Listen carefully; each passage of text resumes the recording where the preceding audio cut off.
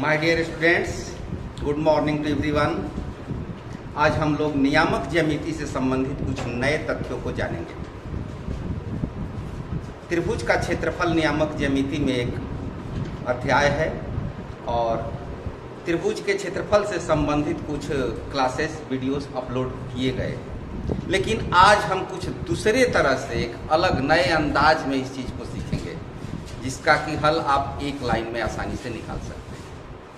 नियामक ज्यामिति गणित की एक महत्वपूर्ण शाखा है और जिसके प्रश्नों को हम बीजगणित की सहायता से हल करते हैं। तो आइए आज हम सीखते हैं त्रिभुज के क्षेत्रफल के बारे में। त्रिभुज का क्षेत्रफल कैसे निकालेंगे जिसका कि आंसर हम आसानी से प्राप्त कर सके बिना कठिन गणना के। तो त्रिभुज का क्षेत्रफल जैसा कि आप जानते हैं, ये सूत्र होता है 1/2 into x1 into y2 minus y3 plus x2 into y3 minus y1 plus x3 into y1 minus y2। यह सूत्र सर्वविदित है, सभी जानते हैं। इसका निगमन भी मैंने बताया है, आप इसको कोऑर्डिनेट ज्योमेट्री के प्लेलिस्ट में देख सकते हैं। आज हम इसी चीज को नए अंदाज में सीखेंगे कुछ उदाहरण के माध्यम से। जैसे हम प्रश्न लेते हैं एक्सरसाइज 7.3,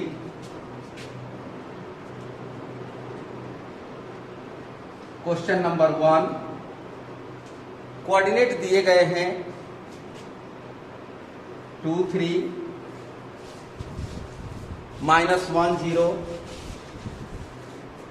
और 2, -4। इसमें आपको पता है कि x1, y1, x2, y2 और ये x3, y3 है। इन सारे वैल्यूज को इसमें स्थापित कर देने पर और कैलकुलेशन कर देने पर आंसर आ जाएगा। लेकिन इतना कुछ नहीं करना है आपको। आप कैसे इसको हल करेंगे वो चीज हम सीखते हैं। यहां पर हम इस तरह से इसको लिख ले समझने के लिए। एक तरह से समझिए कि रफ वर्क किया जा रहा है।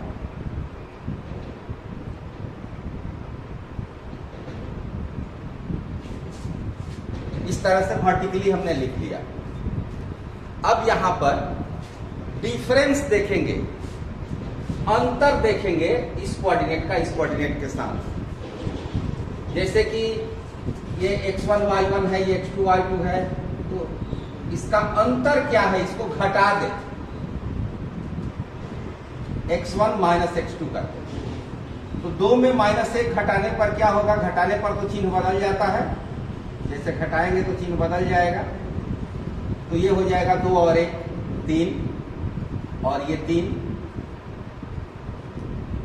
इतना हो गया। अब इसका अंतर ले लें, इन दोनों का अंतर ले लें, तो ये हो जाएगा -3 और ये हुआ 4। बस इतना ही काम आपको कर लेना है। क्या करना है? इन दोनों का डिफरेंस क्या है, फिर इन दोनों का डिफरेंस क्या है। आसानी से हम मेंटली मौखिक रूप से भी निकाल सकते हैं कि 2 में 1 जोड़ देंगे, अंतर हो जाएगा। 3 में 0 घटा देंगे, अंतर हो जाएगा। यहाँ -1 में 2 जोड़ देंगे तो अंतर होगा। यहाँ 0 में -4 को जोड़ देंगे, 4 जोड़ देंगे तो अंतर हो जाएगा। अब क्या करना है? ये निकल गया, बस यही आंसर दे रहा है। यहाँ पर कोफिशिएंट जैसा कि ये 1/2 है, ये कांस्टेंट रहता है। चाहे त्रिभुज का क्षेत्रफल निकालना हो, चतुर्भुज का निकालना हो, पंचभुज का निकालना हो, किसी भी बहुभुज का निकालना हो, ये 1/2 कांस्टेंट रहता है। तो ये 1/2 हम लिख देंगे। अब यहाँ पर हम ऊर्ध्व तिर्यक व्यायाम लगाते हैं, वर्टिकली एंड क्रॉस वाइज। तो यहाँ केवल क्रॉस वाइज करना है हमको। यहां से तिरछा गुणा करेंगे, 3 में 4 से गुणा करेंगे और ये होगा 12। फिर यहां से करेंगे ऐसे, बीच में माइनस का चिन्ह रहता है, तो ये होगा -9। 3 में 4 से किया 12 माइनस, और इसका गुणा किया तो माइनस। अब इसका कैलकुलेशन हम कर ले, 12 और ये दोनों मिलकर प्लस हो जाएगा, अर्थात 21 21/2 वर्ग मात्रक। यही हमारा आंसर है, यही सारी प्रक्रिया है बस त्रिभुज का क्षेत्रफल ज्ञात करने के लिए। आइए एक उदाहरण और लेते हैं।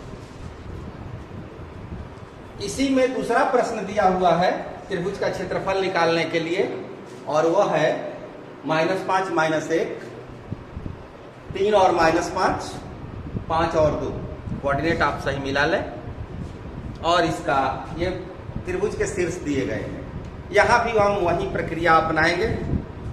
क्या करेंगे, इसका डिफरेंस निकालेंगे, और इस बार मौखिक निकाल रहे हैं, इस बार लिखित नहीं मौखिक निकाल रहे हैं। -5 यहाँ माइनस है और ये 3 प्लस में है, जब घटाना है तो चिन्ह बदलेगा, अर्थात इसका चिन्ह माइनस हो जाएगा। तो और जोड़ेंगे इसको, जब दो चिन्ह समान हो जाएंगे तो जोड़ दिया जाता है, तो ये हो जाएगा -8 और ये हो जाएगा +4, क्योंकि इसमें से इसको घटाएंगे तो इसका चिन्ह प्लस में आ जाएगा। तो -8 और प्लस में 4। ठीक, अब यहां देखते हैं, 3 में 5 घटाना है तो -2 होगा, और -5 में 2 घटाना है तो इसको बदलेंगे, चिन्ह माइनस में हो जाएगा, तो ये हो जाएगा -7। अब इसी को हमें सॉल्व कर देना है।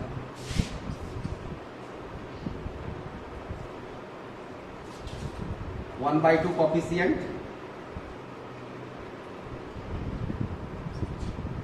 8 में 7 से गुणा किया 56, माइनस यहां से गुणा किया -8, और ये भी काम हम डायरेक्ट मन में कर सकते हैं, क्योंकि ये माइनस लिखा और इसका गुणनफल माइनस हुआ, इसलिए इसको प्लस कर दिया, और ये हो गया हमारा आंसर 32 वर्ग मात्रक या वर्ग इकाई।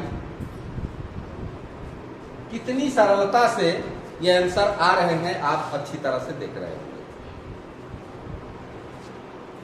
आप देख रहे होंगे कि कितनी सरलता से और कितनी आसानी से त्रिभुज के क्षेत्रफल का मान आ रहा है। इसमें कोई सूत्र रटने की आवश्यकता नहीं है, न त्रिभुज का चित्र बना करके समझने की जरूरत है। ये व्यापक सूत्र है। हमने यहां पर इसमें से इसको घटाया, इसमें से इसको घटाया, इसको चाहे तो दूसरे तरह से भी हम बना सकते हैं।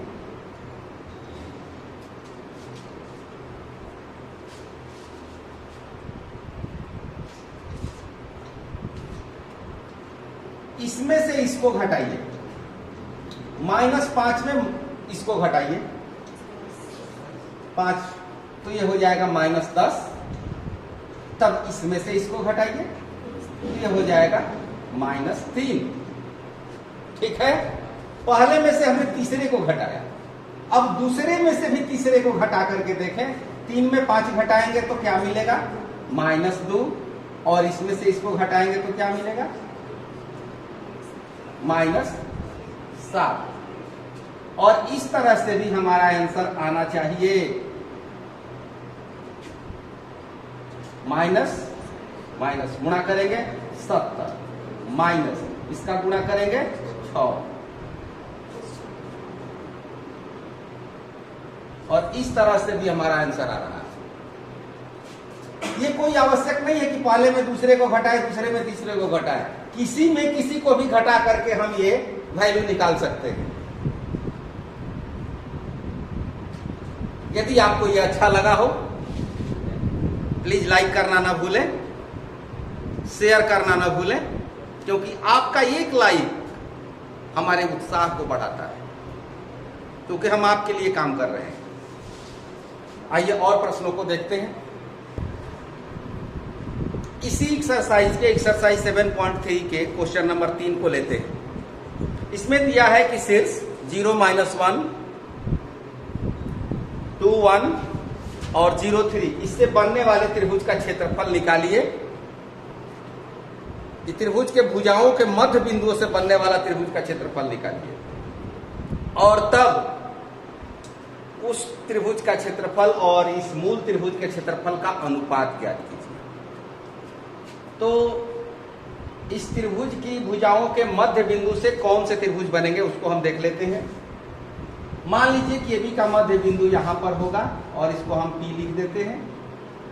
BC का मध्य बिंदु Q मान लिया और AC का मध्य बिंदु R मान लिया। मध्य बिंदु के कोऑर्डिनेट को, मध्य बिंदु के निर्देशांक को हम मौखिक रूप से इजीली निकाल सकते हैं।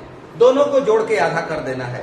जैसे 0 और 2 जोड़ेंगे और उसका आधा करेंगे, 1 होगा। -1 और +1 जोड़ेंगे, 0 होगा। इसका कोऑर्डिनेट निकाल। अब Q के लिए आते हैं। 2 और 0 आधा करेंगे 1, 1 और 3 4 आधा करेंगे 2। ये Q का कोऑर्डिनेट हो गया। अब R के लिए 0 और 0 का तो सोचना ही नहीं है, 0, 3 और -1 2, 2 का आधा 1। अब प्रश्न कहता है कि इसको मिला दे और इस प्रकार जो ये त्रिभुज बना, त्रिभुज PQR, इसका क्षेत्रफल निकालें। त्रिभुज की भुजाओं के मध्य बिंदु से बनने वाले त्रिभुज का क्षेत्रफल ज्ञात करें। तो अब इसका क्षेत्रफल हम निकाल लें और तब इस क्षेत्रफल का दिए हुए त्रिभुज के क्षेत्रफल के साथ अनुपात ज्ञात करें। अर्थात त्रिभुज PQR का भी क्षेत्रफल निकालना है और त्रिभुज ABC का भी क्षेत्रफल निकालना है। एरिया ऑफ ट्रायंगल PQR ये फाइंड करना है और एरिया ऑफ ट्रायंगल ABC ये भी फाइंड करना है। दोनों निकालना है और फिर इन दोनों का अनुपात ज्ञात करना है। तो अनुपात तो हम बिना क्षेत्रफल निकाले भी बता सकते हैं, ज्योमेट्री की सहायता से अनुपात बता सकते हैं। क्योंकि त्रिभुज PQR की जो भुजाएं हैं वो त्रिभुज ABC की भुजाओं के आधे हैं। तो भुजा आधी है तो उसका स्क्वायर कर देंगे, क्षेत्रफल का अनुपात हो जाएगा। भुजा का अनुपात है 1/2, इसकी भुजा और इसकी भुजा, इसका अनुपात 1/2 है। तो क्षेत्रफल के लिए क्या करेंगे, इसका स्क्वायर कर देंगे और ये 1/4 अर्थात 1:4 ये हमारा आंसर हो जाएगा। बिना किसी कैलकुलेशन के हमारा सीधे आंसर। यदि 1 नंबर का सवाल आए तो आपको कुछ करने की जरूरत नहीं है, भुजा का अनुपात देख ले, उसका स्क्वायर निकाल दे। अब आइए जांच करते हैं क्या ये आंसर हमारा सही है। हम पहले शॉर्ट मेथड से निकाल लेंगे, लॉन्ग मेथड भी आपको देखेंगे, क्योंकि परीक्षा में जब आपको ये लॉन्ग आंसर टाइप में आएगा, लॉन्ग क्वेश्चन में आएगा, तो आपको ऐसे काम नहीं चलेगा, आपको ऐसे मार्क्स नहीं मिल पाएंगे। तो वो भी जरूरी है सीखना, और उसके लिए तो आप इस सूत्र पर रख करके इजीली निकाल सकते हैं। तो पहले देखते हैं हम त्रिभुज PQR का क्षेत्रफल क्या है त्रिभुज PQR के लिए। तो त्रिभुज PQR में हम कोऑर्डिनेट्स देख लें, 1 0 1 0 1 2 और 0 1 1 0 1 2 और 0 1 इस कोऑर्डिनेट को लिखा, इसका क्षेत्रफल निकालना। तो क्या होगा, 1/2, इसमें से इसको घटाएंगे 0, इसमें से इसको घटाएंगे -2, फिर इसमें से इसको घटाएंगे 1 और इसमें से इसको घटाएंगे 1।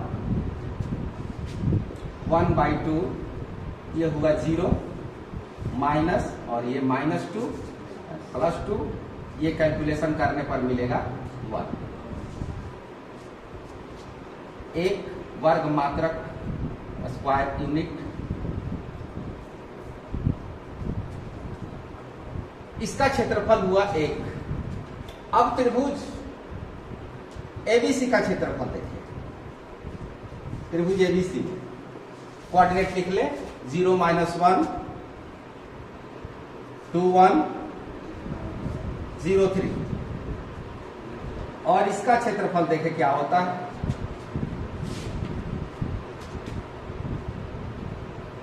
इसमें से इसको घटाएंगे -2, इसमें से इसको घटाएंगे -2, फिर इसमें इसको घटाएंगे 2 और इसमें इसको घटाएंगे -2। कैलकुलेशन कर लें,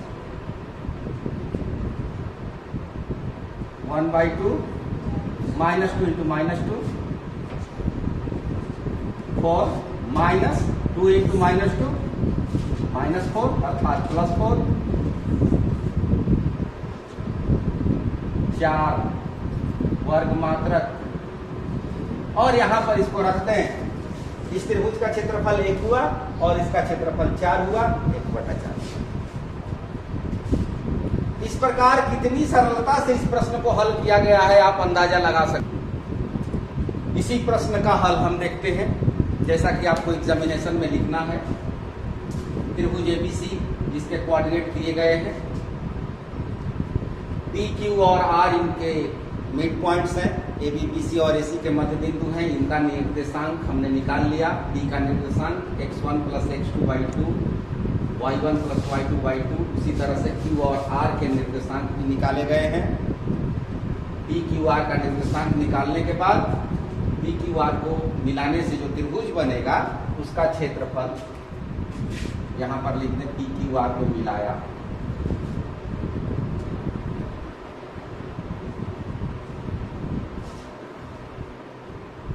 और इस प्रकार जो ये ट्रायंगल बना उसका क्षेत्रफल हमने निकाला और ये कैलकुलेशन किया। इतना लंबा चौड़ा कैलकुलेशन आप देख रहे हैं। इसके बाद हम एरिया ऑफ त्रिभुज एबीसी निकालते हैं। एबीसी का क्षेत्रफल, एबीसी के कोऑर्डिनेट को इस फॉर्मूले पर रख करके और यहाँ पर इसका मान निकाला गया है। x1 0, y2 1 - 3 प्लस x2 का मान 2, y3 का मान 3 और माइनस, और ये -1 है तो माइनस इंटू माइनस, इसलिए सीधे +1 लिखा गया है। उसी तरह से x3 का कोऑर्डिनेट 0 इंटू -1 और ये -1। अब यहाँ हमने 0 से इसको गुणा करना है। गुणा करने पर 0 ही आएगा, इसलिए सीधे 0 लिख दिया। यहाँ भी 0 आएगा, सीधे लिख दिया। और इसको 3 और 1 4, तो गुणा 4 ऐसा लिखा।